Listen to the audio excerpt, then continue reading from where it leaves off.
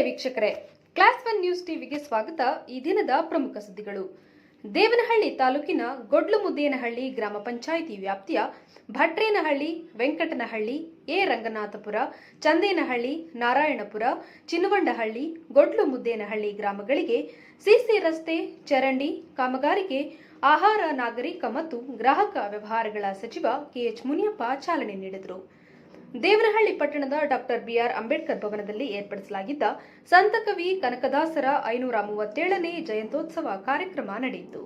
ಇದೇ ಸಮಯದಲ್ಲಿ ಎಸ್ಎಸ್ಎಲ್ಸಿ ಹಾಗೂ ಪಿಯುಸಿಯಲ್ಲಿ ಅತಿ ಹೆಚ್ಚು ಅಂಕ ಗಳಿಸಿದ ಸಮುದಾಯದ ಪ್ರತಿಭಾವಂತ ವಿದ್ಯಾರ್ಥಿಗಳಿಗೆ ಪ್ರತಿಭಾ ಪುರಸ್ಕಾರ ನೀಡಿ ಗೌರವಿಸಲಾಯಿತು.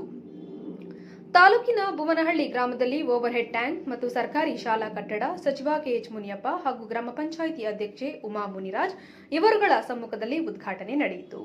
ಅಣ್ಣೇಶ್ವರ ಗ್ರಾಮ ಪಂಚಾಯಿತಿಯ 2024-25ನೇ ಸಾಲಿನ ಮೊದಲನೇ ಹಂತದ ಗ್ರಾಮಸಭೆಗೆ ಚಾಲನೆ ಸಚಿವರಿಂದ ನಡೆಯಿತು. ಗ್ರಾಮಸಭೆಯಲ್ಲಿ ಪರಿಶಿಷ್ಟ ಜಾತಿ ಪಂಗಡದ ವಿದ್ಯಾರ್ಥಿಗಳಿಗೆ ಉಚಿತ ಲ್ಯಾಪ್ಟಾಪ್ ವಿತರಣೆ, ಅಂಗವಿಕಲರಿಗೆ ಸಾಧನ ಸಲಕರಣೆ ಹಾಗೂ ನಗದು ಚೆಕ್ ವಿತರಣೆ ಕಾರ್ಯಕ್ರಮ ಸಹ ನಡೆಯಿತು.